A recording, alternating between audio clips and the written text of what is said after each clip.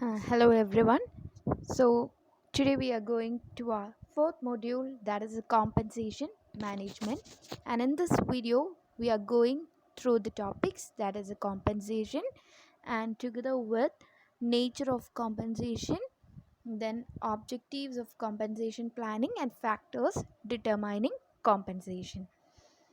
So first, we can look what is compensation. We all know that is compensation is one of the important factor in the human resource management. So suppose you are a HR manager, and the main thing that HR manager has to plan is the compensation management. So, before going to that, we have to look into what is compensation, and it is what the employee is going to receive in exchange for their contribution to the organization. Generally, employees offer their service for three types of reward. They refer it as such as a pay, which refers to basic wages and salaries employees normally receive, then compensation forms such as bonus, commission, and profit sharing plans are incentives designed to encourage the employees to produce results beyond the normal expectation. Benefits such as insurance, medical, recreational, retirement, etc. represents more indirect type of compensation. So, the term compensation is more comprehensive, including the pay, incentives, and benefits offered by the employers for hiring their services of employees. In addition to these, the managers has also observed the legal formalities that offer physical as well as financial security of the employees. All these issues plays an important role in any HR department to obtain, maintain and retain an effective workforce. So, the compensation mainly includes what all benefits that the employee is going to receive from the organization. So, next area is what is the nature of compensation. So, it is offered by an organization can come both directly through basic pay and variable pay, and also indirectly through the benefit.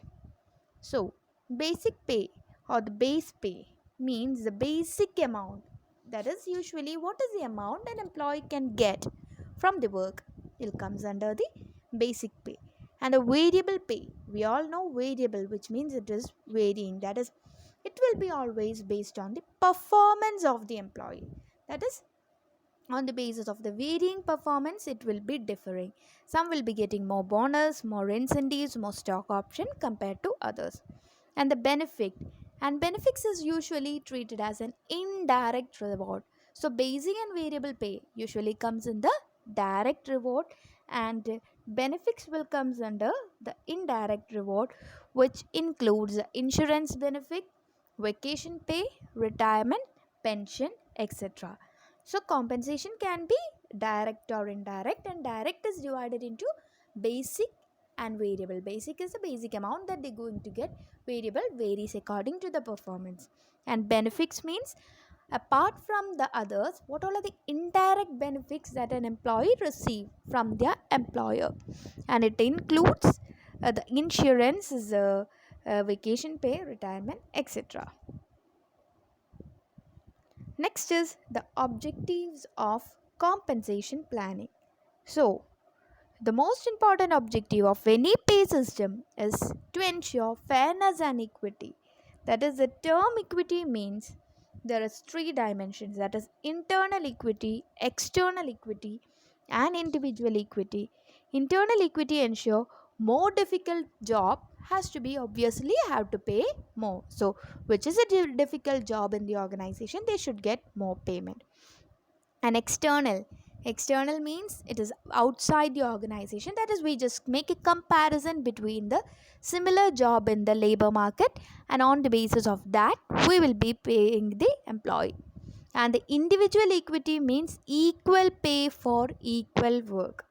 That is same, each individual is fair in comparison to others doing the same or similar job. I hope that you have seen a recent advertisement, that is a lady is asking the boss while traveling in a car, that is my job is same as that of the other employee, then why am paid so less? So if you're paying more or less, then there should be, you should ensure that is this, there is any equity, that is in spite of the gender or any other caste, creed, or whatever may be the situation, each and every individual should get equal pay. So there are three dimensions. As so when you become an HR manager, always think that you are an HR manager, and on the basis of that you have to think. So internal equity means difficult task should get more amount. External equity means make a comparison between the competitors, and on the basis of that fix the salary. And individual equity in the sense that make sure each and every employee are equal in the organization, and together with, they should also consider certain factors like talent, that is attract more talent, that is talented people should get more compared to others, try to retain such talents in the organization, then ensure equity, same payment for the employees, and control cost, that is giving too much or hiring too much of people is also not good for the organization. So control the number of employees, that is if there is only sufficient job, ensure the payment, comply with the rules and regulations of the organization and as well as the government, and also ease of operation in the sense that they should make a system to understand easily and operate, which is easy to understand and to operate, that is not only promote understanding regarding pay related matter between the employees, they should also make an understanding between the union as well as the managers. So these are the objectives of the compensation planning. And after planning, then next we have to look into what all are the factors that are going to affect while determining the pay scale. The first one is the job need. We all know all the jobs are varies, that is the difficulties, complexity, challenges of each and every job is different, and some job requires more skill while others are required only less skill. So simple and routine tasks can be done by any person. For example, a cleaning job, it can be done by any person. Now, utmost skill is not required for that. So such jobs are given relatively lower pay, while complex and challenging tasks can be done only by very few people who requires high skill and knowledge. So they have to be provided with more amount of pay. So first factor is the job need. The second factor you have to consider is the ability to pay. You cannot fix salary as and such when compared to others. You should also look whether the firm is in a position to pay salary higher wages to the organization. This partly explain why, that is in case of the software companies, they pay better pay salaries compared to other industries like steel, cement, aluminum, etc. Likewise, multinational companies are also paying relatively higher salaries compared to other, because their earning capacity is comparatively higher than compared to the other companies in the market. So whether the company is able to pay is the second factor. And third, as a HR manager, you have to take into consideration always the cost of living. That is, inflation always affects the purchasing power of the people in the economy or the employee as well as the employees in the organization. To overcome this, the union will always prefer that the wages has to be linked with the cost inflation index, that is a cost of living index. So when the index rises, the price is also rising, so wages has to be adjusted according to that, because only then the employees could be able to make the cope up with the changing situations in the market. Then the fourth factor you have to consider is the prevailing wage rate. So in this situation, what you have to do is take into consideration the competitors' wage scale. That is, what is the payment of wages fixed by your competitors within an industry, and on the basis of that, provide salary. But always, uh, but sometimes it will be difficult for the companies. That is, in the case of the talent and together with to retain the talent, we should not make such comparison. That is, the companies that does not pay comparable wages may find it difficult to attract and retain talent, because if the competitors are paid more, automatically the employees will be always looking into that particular company. For example, in the case of IT parks, a highly paid company, some of the companies are EY, Wipro, etc. So other BPOs of the other companies will always look at the salary of these Wipro and EY to get a better salary. So this will lead to the loss of employees from their company. That is, this will lead to more employee turnover. So always look at the prevailing wage rate in the market. Then the next factor is the trade union in the companies. That is, a highly unionized sector will always demand for higher wages, because they will exert the pressure on the management to obtain or have give more benefits and concessions to the workers, while compared to the less unionized sectors.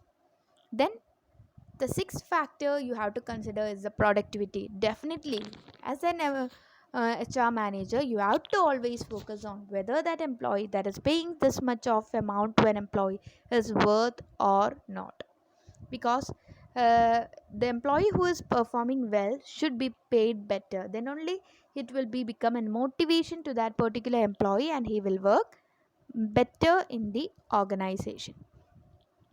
Then the next factor, that is the seventh factor, is the state regulation. That is, in India, there are certain acts like Minimum Wages Act, Bonus, Dearness Allowance Act, etc.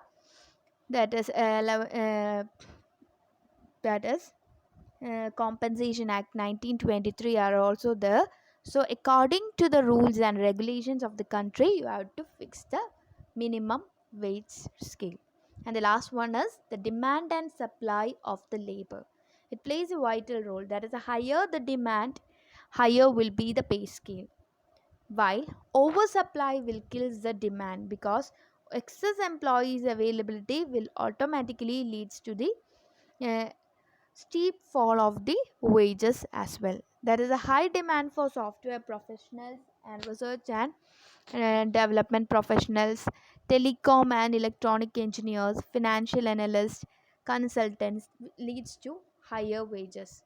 But when it comes to an excess supply, automatically what happens is that there will be a lot of people, so the higher salary will goes down automatically. So these are these 8 factors that as an HR manager you have to consider while determining a pay scale. That is, what is the job need, whether the company is in a position to pay the amount. Third, cost of living. Then, providing prevailing wage rates in the market, unions in the market and in the company, productivity, state regulation, and demand and supply of labor. Then we can make a look at the current trends in the compensation. So always we heard the word, that is a wages. In India, different act includes the different items under wages. And though all the act include basic wage and Diana's allowance under the term wages. And according to first, that is a Workmen's Compensation Act 1923, wages for the period of leave, holiday pay, overtime, bonus, attendance bonus, and good conduct bonus all will form part of the wages. And as per the Payment of Wages Act 1936, any award of settlement and production bonus, if paid, will comes under wages. And the same act, which is revised in 1948, says that retrenchment compensation Payment in lieu of notice and gratuity payable on discharge constitute wages. So all these act uh, says that all the factors that is paid to the employees, majority of the bonus, pay, overtime pay, attendance, everything will be comes under the purview of wages. However, the following type of remuneration, if paid, do not amount to wages under any of the acts, such as bonus or other payment under profit sharing scheme will not form the part, which is not in the form the part of the employment contract. Then value of any house accommodation, supply of light, water, medical attendance, traveling allowance, or payment in lieu thereof in any other concession, together with the special expenses, contribution to pension, provident fund and social securities, and also amenities and services excluded from computation of wages will not comes under wages.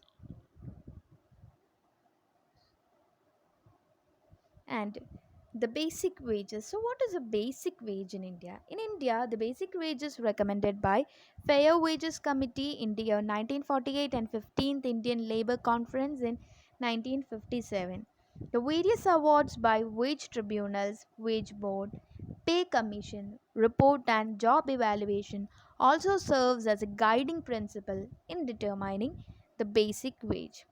And the criteria for determining the basic wage are skill needs of the job, experience needed, difficulty of the work, that is mental as well as physical, then training needed, responsibilities involved, and hazardous nature of the job. All these should be considered while fixing the wages. And after wages, there comes the other term, that is the dearness allowance, and you people will be known the dearness allowance.